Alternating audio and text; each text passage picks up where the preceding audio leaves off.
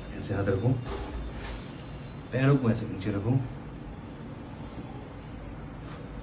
Body loose, सांस लो, छोड़ो,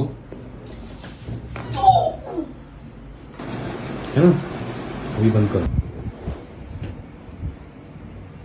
अब स्टार्ट। अब आप सांस लो,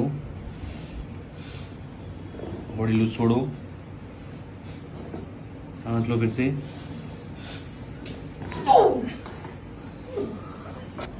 मैं राखी शर्मा, मैं यहाँ सर के क्लिनिक पे ऑनलाइन देख करके मैं यहाँ 6 तारीख को आई थी।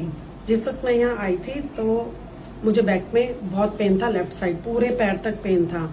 और सर को के क्लिनिक पे आकर मुझे ऐसा लगा कि मैंने ऑनलाइन देखा, पता नहीं सही होगा नहीं होगा, लेकिन आज मेरी 8वीं सीटिंग है और मुझे 80% आराम है। और मुझे पूरा विश्वास है कि जो सर ने मुझे एक्सरसाइज बताई है, जो भी है, और मैं बिल्कुल प्रॉपर ठीक हो जाऊंगी। Thank you. ये देखिए, ये मेरा एक्सरे है, ये मेरी राइट साइड है, ये लेफ्ट साइड है। ये देखिए, ये प्रॉपर है, लेकिन इधर लेफ्ट साइड में जो है ये थोड़ा इससे नीचे है, ये इधर टिल्ड हो रहा है, ठीक है। और ये मेरी स्पाइन की बैकबोन है।